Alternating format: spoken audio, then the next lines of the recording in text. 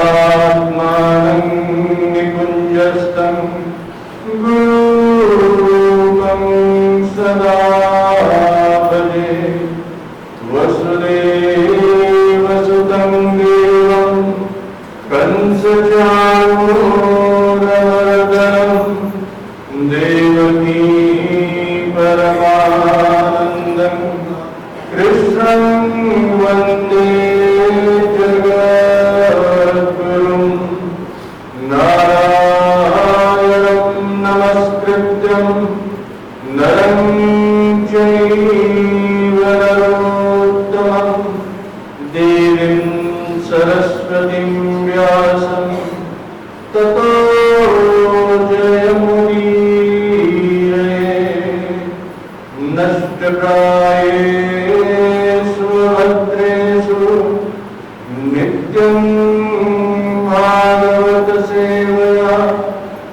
भगवती उत्तम श्लोके भक्तिर्भवति नैष्ठिकी सर्वे भवन्तु सुखिनः सर्वे सन्तु निरामयाः सर्वे भद्राणि पश्यन्तु मा कश्चित् दुःखभाग् भवेत्। हरि ओम। भगवान श्री पुरुषोत्तम की असीम अनुकंपा से श्री उदासीन आश्रम के पवित्र प्रांगण में इस कलयुग के विषम वातावरण में भी हम आप सबको भगवान श्री पुरुषोत्तम के दिव्य गुणों को, उनकी दिव्य लीलाओं को और उनकी दिव्य कथाओं को कहने और सुनने का सौभाग्य प्राप्त हो रहा है। पुरुषोत्तम मास का एक क्षण भी अगर व्यक्ति भगवान की सेवा में लगा दे वो भी बड़े सौभाग्य की बात है। और आपको यहाँ एक घंटा बैठ के भगवान की कथा सुनते हो तो बहुत सौभाग्यशाली है, निश्चित रूप से सौभाग्य।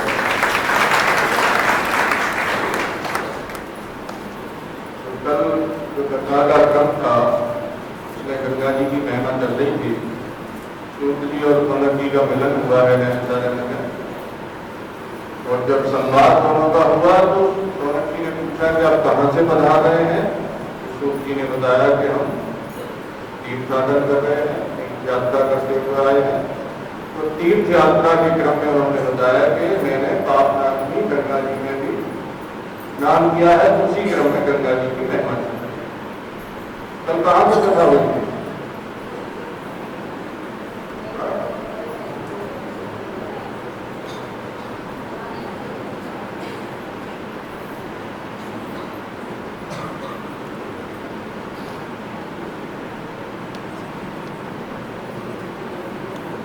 ये है श्रोताओं का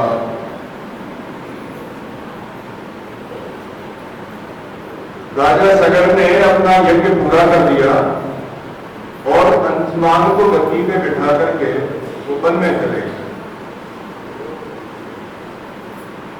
वन में जाकर के उन्होंने भगवान का भजन किया और उस भजन के प्रताप से और जो उनका पूरा जीवन धर्म में था उसके प्रताप से वो भगवान के धाम को प्राप्त हुए। भगवान के धाम से भगवान के पास तक विमान लेकर आए और राजा उसमें सवार होकर के भगवान के धाम को गए। उनका मानव जीवन सार्थक हुआ।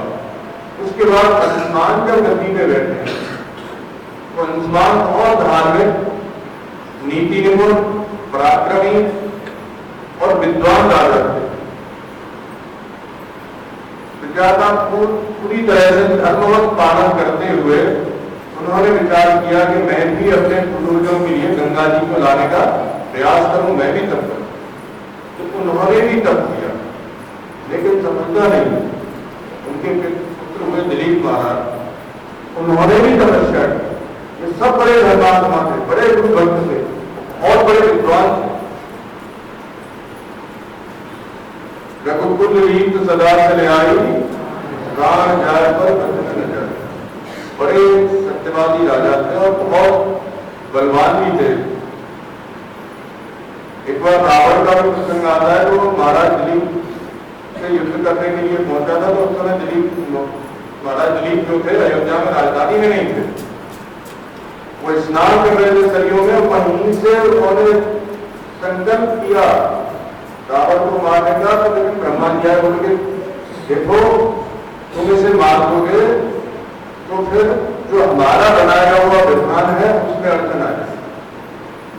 हम जानते हैं तुम्हारे इतनी सामर्थ्य, तुम इसे यहाँ से संकल्प से ही मार सकते हो, लेकिन इसका जो वध है तुम्हारी ही वंश परंपरा में भगवान का अवतार होगा, वो इसका वध करेंगे। इसलिए हमारे विधान की सुरक्षा के लिए तुम अपने संकल्प का त्याग करो। तो ऐसे पराक्रमी हुए थे ये सब। और जब दिलीप जी भगवान के धाम चले गए तो फिर उनके पुत्र हुए थे भगीरथ। भगत भगीरथ जी के गुणों का वर्णन करते हुए व्यास जी ने बड़ी उदारता बरती है। बोलते हैं कि धैर्य में भगीरथ कैसे थे, हिमालय के समान। धर्म में तो साक्षात धर्मराज भी, यहां तक कि धर्मराज भी आगे कथा में आएगा कि उनके धर्म निष्ठा से प्रभावित होकर के भगीरथ जी का दर्शन करने आए। धर्मराज भी जिनका दर्शन करने आए हम उनको वो कैसे होंगे? थोड़ा सा धर्म पालन की सोचते हैं, कोई पसीना आ जाता। वो इतने बड़े धर्मात्मा थे कि स्वयं धर्मराज बोले कि हे भगीरथ, तुम्हारी धर्म कीर्ति का मैंने श्रवण किया है और मैं तुम्हारे दर्शन करने आया हूं। ये धर्मराज जी के वचन, ऐसा उन्होंने खुद अपने मुंह से कहा। तो धर्म में साक्षात धर्मराज की समानता करते थे, पराक्रम में भगवान शिव के समान थे। सभी वेद और शास्त्रों के पारंगत विद्वान, नीति निपुण, कुशल और प्रजा का पुत्रवत पालन करने वाले। भगीरथ जी के गुणों का कोई अंत नहीं है। इतने बड़े गुणवान और भगवान श्री कृष्ण के परम भक्त। सबसे बड़ा गुण है भगवान की भक्ति। आपके अंदर बहुत गुण है, बहुत विशेषताएं हैं, बहुत कौशल है आपके पास। आप धनवान हो, शक्तिमान हो, रूपवान हो और बहुत सा जगत व्यवहार को बहुत अच्छे से कर लेते हो, लेकिन अगर आपके पास भगवान की भक्ति नहीं है तो सब जीरो। देखो, एक का अंक आगे न हो और तुम 1000 जीरो लगा दो तो फिर वो जोड़ोगे तो कितना निकलेगा? जीरो ही। तो ये तो भगवान की भक्ति है, क्या है? अंक है। और उसके पीछे के जीरो लगाओगे तो इनकी शोभा है। बिना अंक के अगर जीरो लगाओगे तो कोई शोभा नहीं। इसलिए प्रत्येक व्यक्ति को भगवान की भक्ति के लिए प्रयास करना चाहिए कि इस मानव जीवन में कैसे भी हमें भगवान की भक्ति प्राप्त हो। तो भगीरथ महाराज भगवान के परम भक्त थे। ये जब राजा हुए तो ये इनका ऐसा वर्णन आता है कि ये अयोध्या में इनकी राजधानी नहीं, जैसा वर्णन आता है उस हिसाब से इनकी राजधानी कहीं दक्षिण में रही। क्योंकि जब ये गंगा जी को लाने के लिए इन्होंने विचार किया कि भाई हमारे पूर्वज जो थे तो सबने गंगा जी को लाने का प्रयास किया लेकिन वो सफल नहीं हुए, तो मुझे भी अपने पूर्वजों की प्रसन्नता के लिए, उनके उद्धार के लिए गंगा जी को लाने का प्रयास करना चाहिए। तो जब ये गंगा जी को लाने के लिए वहां से चले हैं तो मार्ग में गोदावरी नदी आई है। तो अगर ये अयोध्या से हिमालय जाएंगे तो गोदावरी कहीं नहीं। तो गोदावरी का जो वर्णन है तो इनकी राजधानी नहीं दक्षिण में रही, वहां से जब चले तो मार्ग में गोदावरी पड़ी। गोदावरी में इन्होंने स्नान किया है, पितरों का तर्पण किया है। तो वहां प्रभु जी के आश्रम में ये प्रभु जी का दर्शन करने गए हैं। प्रभु जी का दर्शन करके उनको प्रणाम करके प्रभु जी ने भी इनका बड़ा स्वागत किया है, क्योंकि पूरे तीनों लोगों में ये विख्यात था कि भगीरथ जैसा कोई धर्मात्मा नहीं। तो हालांकि प्रभु जी स्वयं सूर्य के समान तेजस्वी है। रघुवंशी ब्राह्मण भी बहुत प्रसिद्ध है, उनका भी बड़ा तेज है, शास्त्रों में प्रसिद्ध है उनका। लेकिन फिर भी प्रभु जी ने इनका बड़ा सम्मान किया है। वहां उन्होंने बहुत से प्रश्न किए हैं धर्म के संबंध में, सत्य के संबंध में। बहुत लंबा प्रसंग है, सत्य की बात थोड़ी सी बता देते हैं। सत्य के लिए इन्होंने पूछा है भगीरथ जी ने, भगवान सत्य क्या है? तो प्रभु जी ने रक्षा करते हुए, धर्म की हानि न हो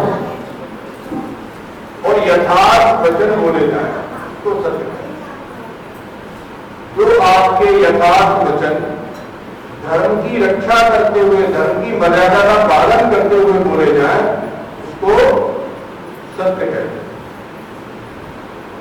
तो ये उन्होंने सत्य की परिभाषा दी है। तो आप अपने जीवन में सत्य की प्रतिष्ठा के लिए इसका ध्यान रखें। तो भगीरथी वहां से प्रभु जी का आशीर्वाद लिया और प्रभु जी का आशीर्वाद लेकर के चले हैं। हिमालय में बद्रिका आश्रम कौन कौन गए हैं? कोई गया है? बद्रिका आश्रम के पास जाकर के इन्होंने एक पर्वत शिखर पे, जो पूरी तरह से बर्फ से आच्छादित था, वहां बैठ करके इन्होंने तपस्या आरंभ की। तो कहते हैं कि ये केवल कंद मूल फल का ही आहार करते थे और त्रिकाल गंगा जी में स्नान करते थे। उस समय तो गंगा जी थी नहीं, गंगा जी तो अभी आई है। उस समय में ये लाए नहीं है गंगा जी को। त्रिकाल स्नान करते थे और संध्योपासन करके भगवान के भजन में तल्लीन रहते थे। अगर कोई अतिथि भी आता था तो उसका भी सत्कार करते थे और कंदमूल फल जो उनके पास होते थे, मीठे वचन उनके आदि, सभी अतिथियों का सत्कार करते थे। उस समय बहुत से महात्मा संत महात्मा भजन करते थे, तो सबका सत्कार करते हुए, सबका आशीर्वाद देते हुए तपस्या कर रहे हैं। तो उन्होंने देखा कि अगर इस प्रकार से मैं इस मंत्र गति से तपस्या करूंगा तो मेरे पूर्वजों की तरह मेरा जीवन भी ऐसे ही निकल जाएगा। समय रोज सूर्य उदय होते हैं और शाम को अस्त हो जाते हैं। जो आज बुढ़े हैं, कभी वो ऐसे बच्चे थे, लेकिन पता नहीं चला कब बुढ़े हुए। तो जिसके लिए जन्म मिला था वो जन्म लक्ष्य पूरा होगा। रोज सूर्य उदय होता है, रोज अस्त हो जाता है। रोज वही भोजन करना, वही सोना, वही इधर उधर की बातें करना, वही टाइम पास करना। तो इसीलिए जीवन जा रहा है, कुछ और भी कर रहे हो क्यों भाई?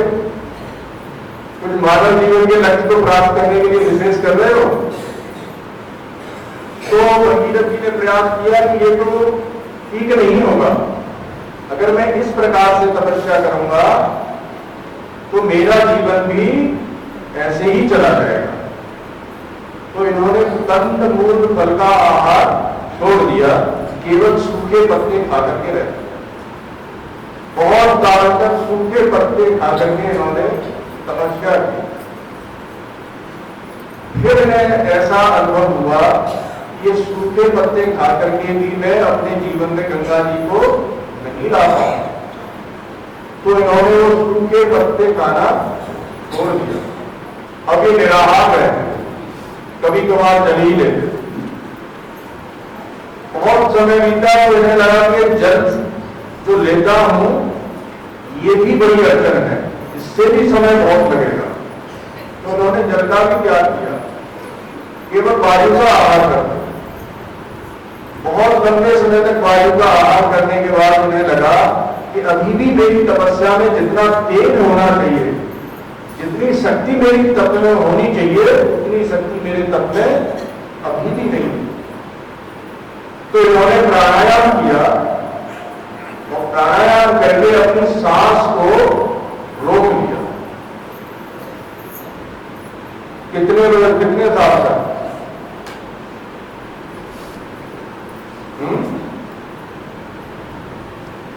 सात 7,000 साल तक।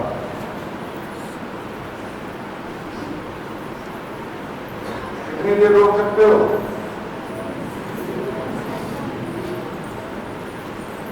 अपने प्राण वायु को हृदय देश में स्थापित करके 7,000 साल तक ये वैसे ही बैठे रहे। जब इनके नासिका से इनकी तप के कारण बहुत तीव्र अग्नि प्रकट हुई तो उस अग्नि से देवता जलने लगे।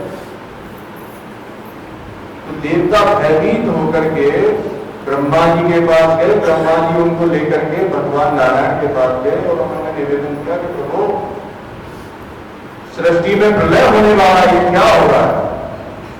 भगवान नारायण ने कहा चिंता मत करो, भगीरथ मेरा भक्त है, वो तपस्या कर रहा है गंगा जी को लाने के लिए, और अब उसकी तपस्या पूर्ण होने वाली है, मैं जाकर उसे दर्शन देने वाला हूँ, इसलिए तुम निर्भय हो जाओ और अपने अपनी जो कर्तव्य है तुम्हारे, जो जो आपको जिम्मेवारियां दे रखी उनका विधि पूर्वक पालन करो। भगवान ने सबको विदा कर दिया। भगवान अब वहां आए जहां भगीरथ जी तपस्या करते, आकर के भगवान खड़े हो गए, तो भगवान की झांकी का दर्शन कीजिए। भगवान की कैसी दिव्य झांकी है। पीतांबर धारण करे हुए हैं।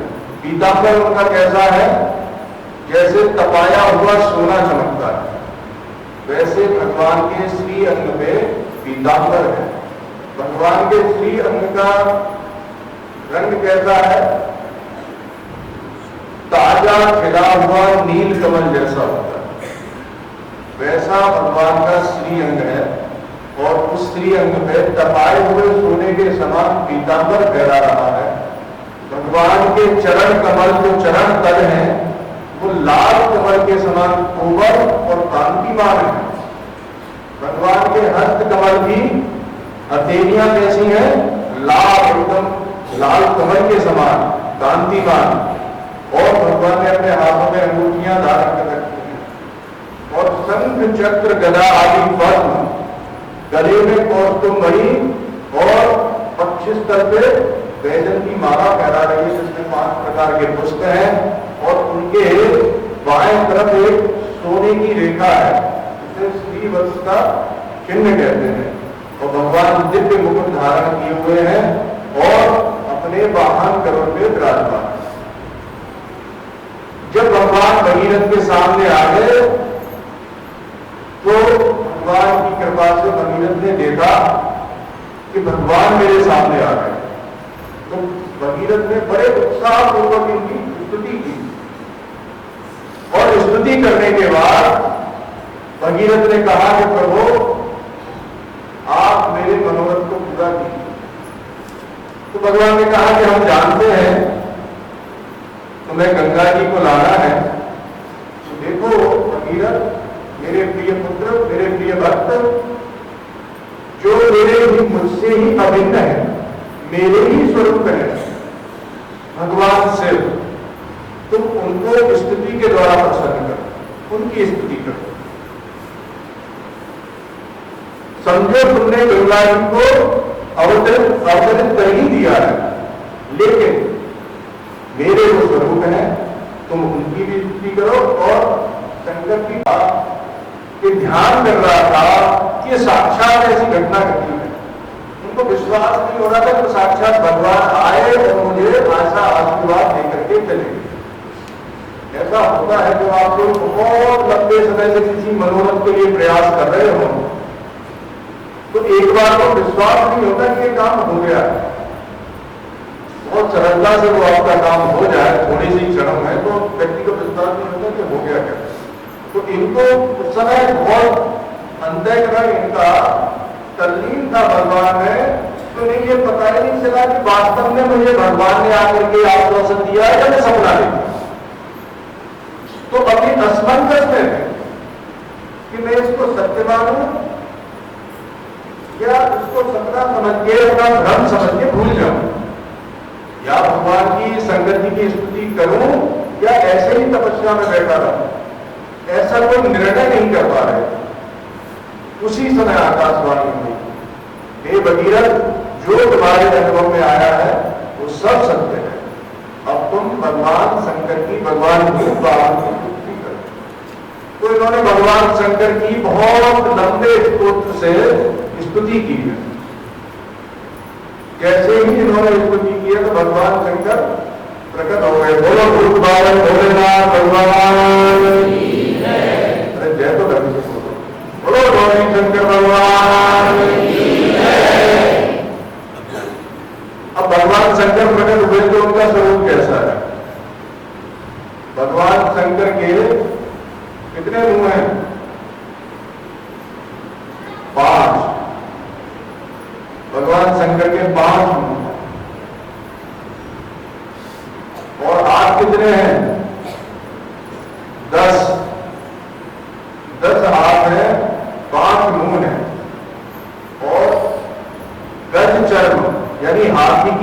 का वस्त्र पहने हुए हैं, हाथ में त्रिशूल लिए हुए हैं और उनके मस्तक पे चंद्रमा विराजमान है और उसके ऊपर गंगा जी विराजमान है और उनका शरीर का रंग कैसा है? नीला। कब देखा था?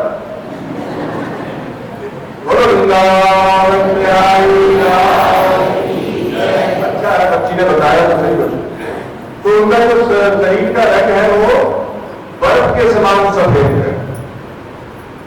कर्पूर गौरम करुणावतारम संसार सारम भुजगेन्द्रहारम सदा वसंतम भवम भवामी। तो कैसे हैं? कर्पूर के समान गोरे हैं। वो ये चित्र में दिखाते हैं, उसका दोष नहीं है बेचारी का, बच्ची का, उसने वो चित्र में देखा होगा। तो चित्र में है तो ऐसे चित्रकार है, अपनी कल्पना से कुछ भी रंग भर देता है, लेकिन शंकर भगवान कहते हैं कर्पूर या बर्फ के समान एकदम गोरे हैं, बड़े सुंदर हैं। करोड़ों कामदेवों का सौंदर्य एक साथ इकट्ठा कर दिया जाए तो भी वो भगवान शंकर के सौंदर्य के एक अंश की बराबरी नहीं कर सकता।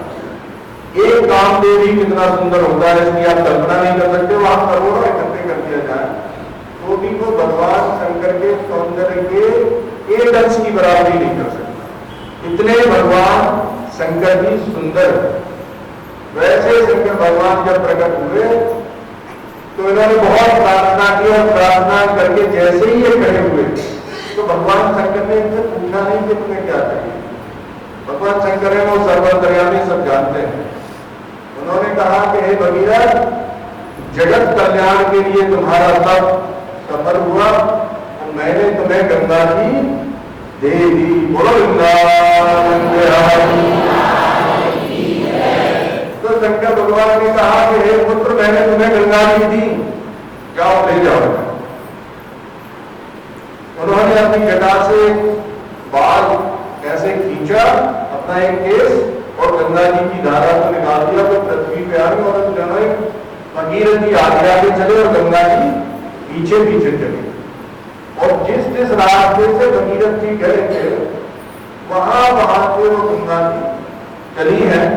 तो अब ऐसे कोई गंगा जी में से नहर निकाल दे और कहे कि ये भी गंगा जी, तो वो गंगा जी नहीं है, ये तो गंगा जी। लेकिन गंगा वो है तो भगीरथ के पीछे पीछे आई।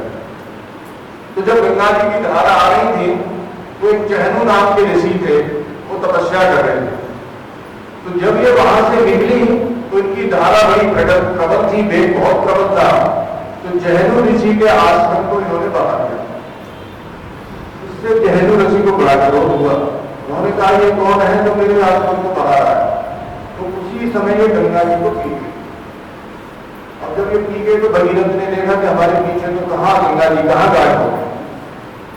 अब इन्होंने विचार किया कि गंगा जी कहाँ चले गए। तो इन्होंने देखा कि ऋषि जो बैठे हैं इन्होंने गंगा जी को पी लिया। तो इन्होंने चहनु ऋषि की बड़ी स्तुति की है, उनको प्रसन्न किया है। महाराज, लोक उपकार का काम इतना आसान है, बहुत पापड़ देने पड़ते हैं तब जाकर के वो संसार के लिए कुछ कर पाता है। तो संसार में दूसरों का उपकार करना बहुत कठिन बात है। लेकिन भगीरथ जी ने हिम्मत नहीं हारी। उन्होंने चहनु ऋषि को प्रसन्न किया और उन्होंने फिर अपनी गंगा से गंगा को प्रकट किया। इसलिए इनका एक नाम जहानवी भी है, जो चहनु ऋषि की पुत्री के रूप में जानी जाती है, जो उसकी गंगा से प्रकट हुई। तो इन्होंने ले जाकर के गंगा सागर में जहां भगवान कपिल का आश्रम था वहां गंगा जी को अपने जो इनके परदाते थे 60,000 उनकी जो अस्थियों की राख पड़ी हुई थी, उस राख से जैसे ही गंगा जी का स्पर्श हुआ इनके वो जितने 60,000 थे सब नरक में पड़े। उसी समय तत्क्षण उनका नरक से उद्धार हो गया। और पहले तो यमराज ने यातना दे रहे थे, अब यमराज ने अपने सभा में बुला करके उनकी पूजा की, उनका पूजन किया है। तो पूजन करके सबको भगवान के दिव्यमान में बिठा करके भगवान के धाम को भेज दिया है, तो सब जितने भी पितर थे सबके सब कहां चले गए? भगवान के धाम में। देखो गंगा जी के महिमा के प्रसंग में व्यास जी ने लिखा है कि जो व्यक्ति गुड़, गाय का घी, तिल और जो हमने आपको खीर बताई थी, शहद और गाय के घी को मिला करके गाय के दूध में जो खीर बनाई जाती है, वो खीर, ये गंगा जी में डालता है। उसके पितरगण 100 वर्ष तक के लिए पूरी तरह से तृप्त हो जाता है। और कौन कर सकते हैं ऐसे? कोई नहीं कर सकता। अरे राम, अच्छा एक करोगी, 2 कर लोगे, अच्छा 3 भी कर लो, 4, 5, 6, इधर से कोई करेगा? देखो पितरगण जो है ये अभिलाषा करते हैं, भगवान से प्रार्थना करते हैं कि क्या है प्रभु, हमारे वंश में आप किसी ऐसे जीव को भेज दो जो हमें गंगा ले जाए, जो हमारे निमित्त गंगा जी में स्नान करके आ जाए। सारे गांव में कोई ऐसा नहीं जो अपने पितरों को गंगा जी ले जा सके। तो यहाँ पितरों के लिए कहते हैं कि जो अपने पितरों को गंगा जी में ले जाता है वो भगीरथ जी के समान भगवान की प्रसन्नता का पात्र होता है। जो गंगा जी का संकल्प करके कि मैं गंगा स्नान करने जाऊंगा अवश्य, ऐसा संकल्प करके चलता है और अगर उसकी रास्ते में भी मृत्यु हो जाए तो भी उसे गंगा स्नान का ही फल मिलता है। इतनी महिमा है। और जो व्यक्ति चलते हुए, खाते पीते, सोते जागते, सभी काम करते हुए जितनी वो क्रियाएं करता है, इन सभी क्रियाओं में वो गंगा जी का स्मरण ही करता है तो भी वो मुक्त हो जाता है।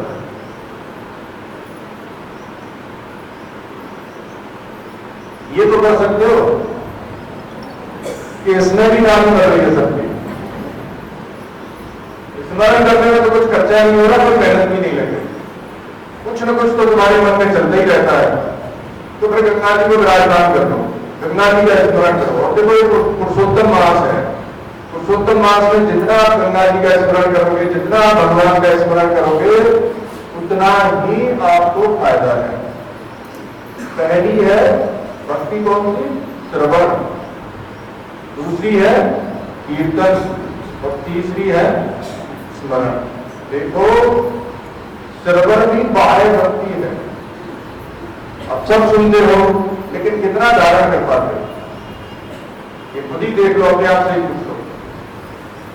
कीर्तन भी भक्ति है, कीर्तन भी करते हैं, मुंह से तो भगवान का नाम चलता है, माला फेरते हैं, लेकिन मन में पता नहीं क्या चलता रहता है, क्या स्मरण हो रहा है। तो कहते हैं, शंकर जी ने कहा है पुराण में कि केवल शरीर की जो शुद्धि है वो वास्तविक शुद्धि नहीं है। वास्तविक शुद्धि क्या है? मन की शुद्धि। और मन की शुद्धि कैसे होती है?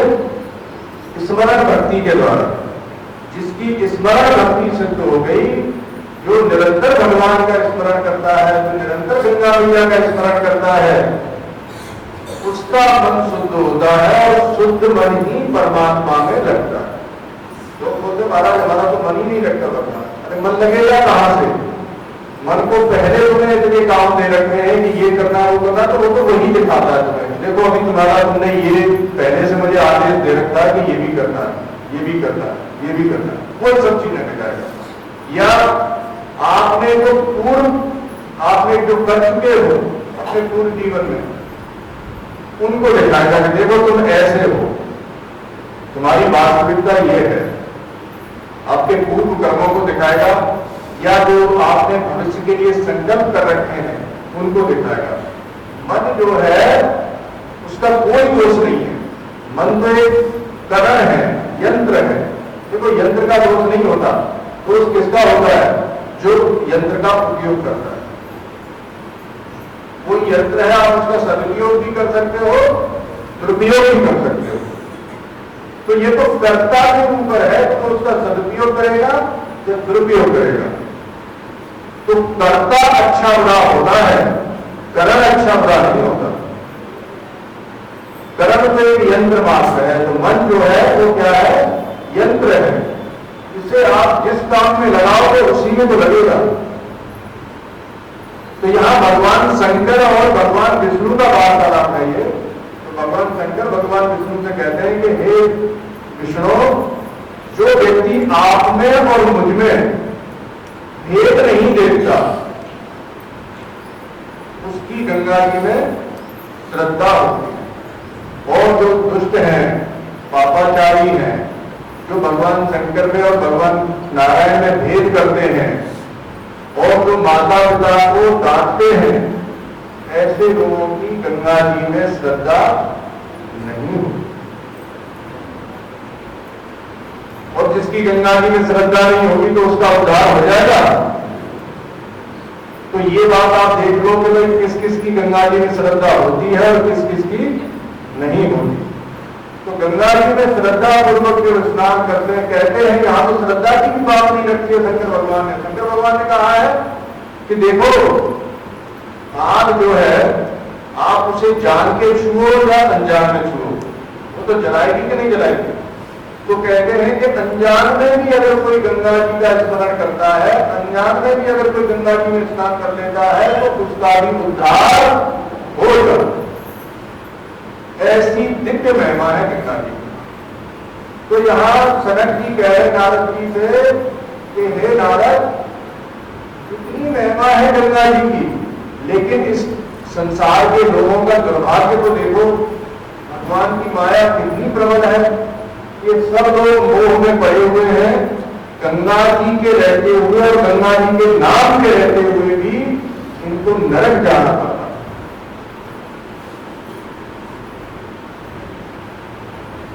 कितने दुर्भाग्य की बात। तो या तो भगवान का स्मरण करो या गंगा जी का नित्य स्मरण करो। चलते फिरते, खाते पीते, बैठते उठते, सोते जागते नित्य भगवान का स्मरण अथवा गंगा जी का स्मरण करो।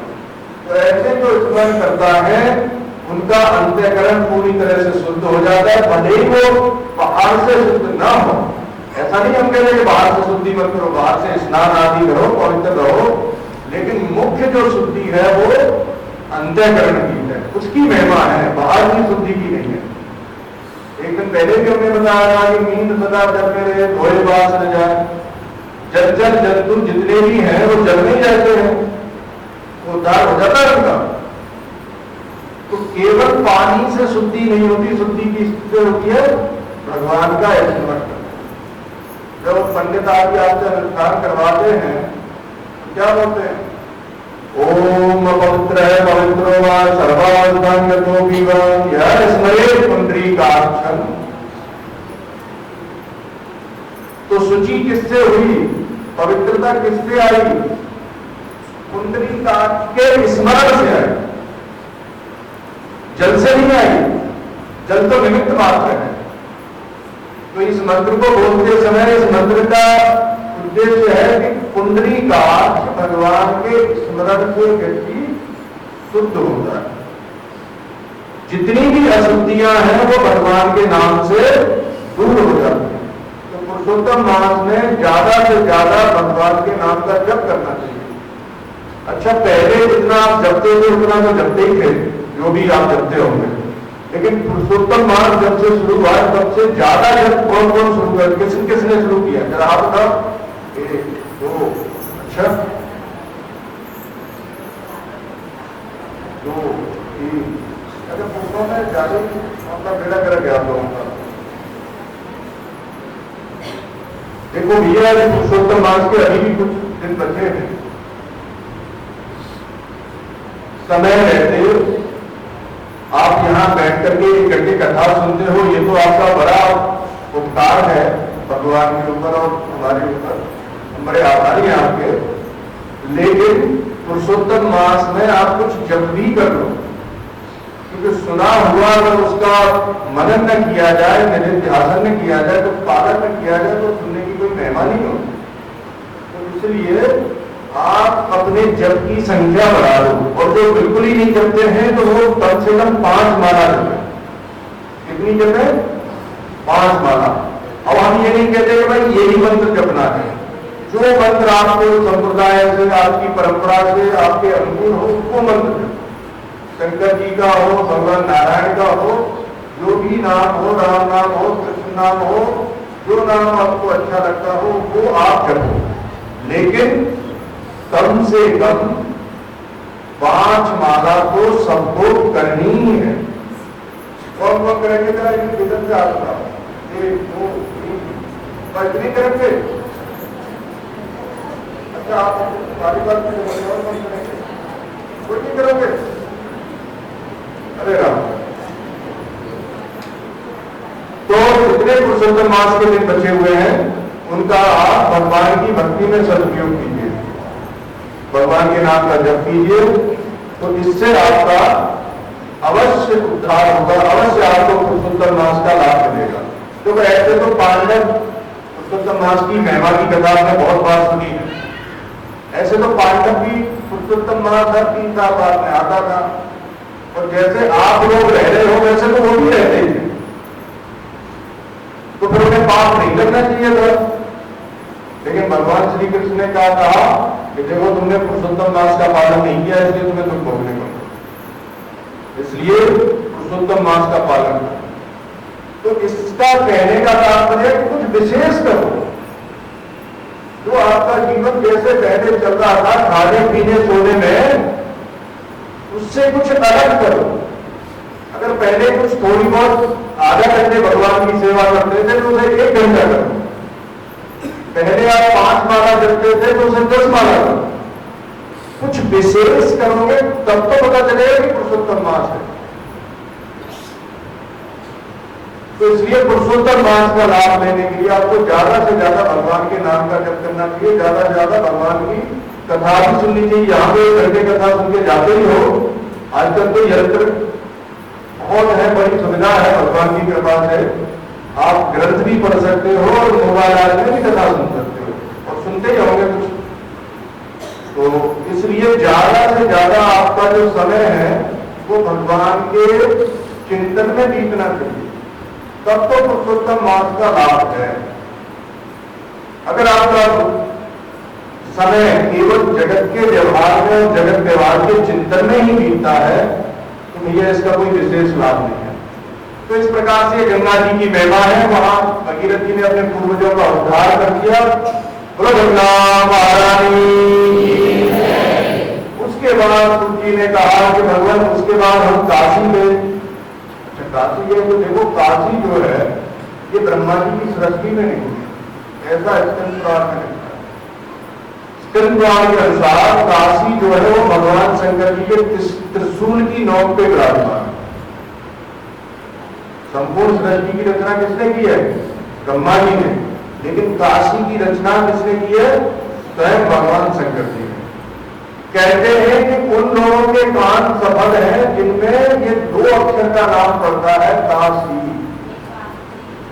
जिसने काशी का नाम भी सुन लिया उसका उद्धार हो गया। तो आपका तो हो गया सबका।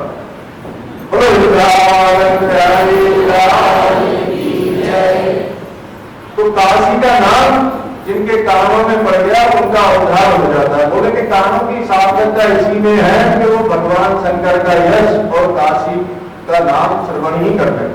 और अगर कोई कहीं काशी की यात्रा कर देता है तो कहते हैं कि वो अपने कुल के सहित अपना उद्धार कर देता है। तो एक बात हम थोड़ा सा बता रहे हैं आपको। काशी की यात्रा है, गंगा स्नान है, ये बहुत लोग करते हैं।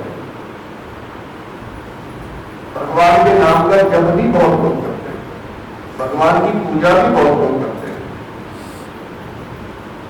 लेकिन क्या विश्वास पूर्वक करते हैं? भाई गंगा जी में नहा लिए, अब हमारे अंदर कोई पाप नहीं रहा, ऐसा विश्वास होता है? आपने काशी का नाम सुन लिया, आपका उद्धार हो गया, ऐसा विश्वास होगा आपको? नहीं होगा। बस मुख्य बात है विश्वास। ये जो हमने गंगा की महिमा सुनाई है, इसके प्रसंग में लिखा है कि गंगा जी की महिमा सुनने से भी गंगा स्नान का ही फल मिलता है। और गंगा स्नान का फल क्या है? मोक्ष। तो इस समय आपको ये विश्वास होना चाहिए कि मेरे अंदर अब कोई पाप नहीं है, नहीं है, नहीं है। इसका आपको पूरा विश्वास होना चाहिए कि मैंने गंगा जी की महिमा सुनी है, अब मेरे अंदर अब कोई पाप नहीं है, अब मैं बिल्कुल निष्पाप हूं। हाँ, इसके बाद पाप नहीं करना, इतनी सावधानी रखें। अभी के अभी मुक्त हो जाओ, यहां बैठे बैठे मुक्त हो जाओगे। इसका विश्वास करो कि मैं निष्पाप हो चुका हूं, निष्पाप हो चुकी हूं, मेरे अंदर कोई पाप नहीं है, और अब सावधानी पूर्वक भविष्य में मैं कोई पाप नहीं करूंगा, नहीं करूंगा। हम विश्वास ही नहीं करते, बार बार गंगा जी में गोता लगाते हैं और फिर भी अपने आप को पापी समझते हैं, तो फिर कैसे उद्धार होगा? फिर तो उद्धार हो नहीं सकते। तो काशी में मरने वालों की सदगति देने के लिए भगवान शंकर ने प्रतिज्ञा कर रखी है। काशी में मरने वालों को भगवान शंकर जी अंतिम समय में आकर के तारक मंत्र उनके कान में सुना देंगे और काशी में मरने वाले का उद्धार हो जाता है। तो ऐसी काशी की महिमा है जहां आदि विश्वेश्वर, देखो द्वादश ज्योतिर्लिंग है ना, उनमें आदि विश्वेश्वर को माना जाता है। जो काशी के शिवलिंग है वो सबसे पहले हैं, ऐसा पुराणों में वर्णन है। तो शंकर जी कहते हैं कि मेरा जो आदि स्वरूप है, आदि विश्वेश्वर, वो काशी में ही विराजमान है। ऐसी काशी की दिव्य महिमा है जिसको आवृत करके भगवती गंगा ही प्रवाहित होती है। बोलो काशी धाम की जय, बोलो शंकर भगवान की जय, बोलो पुरुषोत्तम भगवान की जय, बोलो वृंदावन बिहारी लाल की जय। जय जय श्री राधे, जय जय श्री राधे, जय जय श्री राधे। प्रार्थना करते हैं आगे।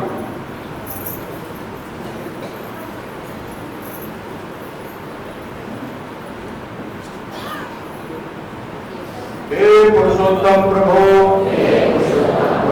हे गोविंद, हे गोपाल, मैं केवल आपका ही हूँ। इस जगत में केवल आप ही मेरे हैं। अतः हे मेरे नाथ, मैं आपको कभी न भूलूं। जगत व्यवहार करते समय प्रत्येक परिस्थिति में मुझे आपका ही स्मरण बना रहे। मेरे पास जो कुछ भी है वह सब आपका ही है। अतः यह सब आपके ही समर्पित है। अब आप जैसा उचित समझे और जिसमें हम सबका हित हो, वैसी अपनी महत्व की कृपा हम सभी शरणागतों पर बरसाने की कृपा करें। हम नहीं जानते कि हमारे लिए क्या उचित है और क्या अनुचित है, परंतु आप एकमात्र सर्वज्ञ हैं। आप ही सर्वसमर्थ हैं, आप ही सर्वशक्तिमान हैं। हे सच्चिदानंद प्रभु, हे सर्वंतर्यामी, मैं आपका ही अंश हूँ। अतः सदा सर्वतो भावे आपको ही समर्पित हूँ। हे मेरे परम प्रिय प्रभु, आपसे बस एक ही प्रार्थना है कि सभी सुखी हों, सभी निरोगी हों और सभी आपके भक्त हो जाए। हरिओम हरिओम हरिओम। सूचना है आपके लिए,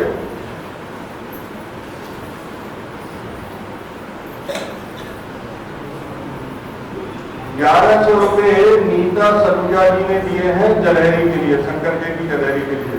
इनका धन्यवाद कर दीजिए। ₹501 गुप्तदान है और ₹1100 तेजस निखिल राव, इनके लिए भी धन्यवाद कर दीजिए। और यहाँ एक सार्वजनिक शिव मंदिर का निर्माण जीर्णोद्धार हो रहा है। ये है कोट पट्टी में। तो इसमें इस जीर्णोद्धार में, शंकर जी के मंदिर के जीर्णोद्धार में जो भी अपना सहयोग देना चाहते हैं वो नितिन गोरे और नितेश जवाले से मिल करके अपनी धनराशि में दे सकते हैं। जो भी आपका सहयोग राशि हो वो आप इनको दे सकते हैं। देवली वायु की ओर से ₹1100 शंकर भगवान की जलहरी के लिए आए हैं भैया, इनका भी धन्यवाद करता हूं।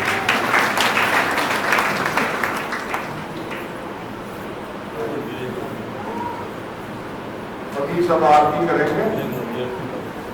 आरती में विशेष ध्यान रखना है कि आप दूसरों को भी मौका दो, ऐसा नहीं कि आप ही एक ही व्यक्ति लेके खड़ा हो जाएगा। और विशेष रूप से जो पीछे रहते हैं ना, उनको मौका नहीं मिलता। आज पीछे वाले आगे आ जाओ, पीछे वाले कर दो, आगे वाले तो नहीं करते।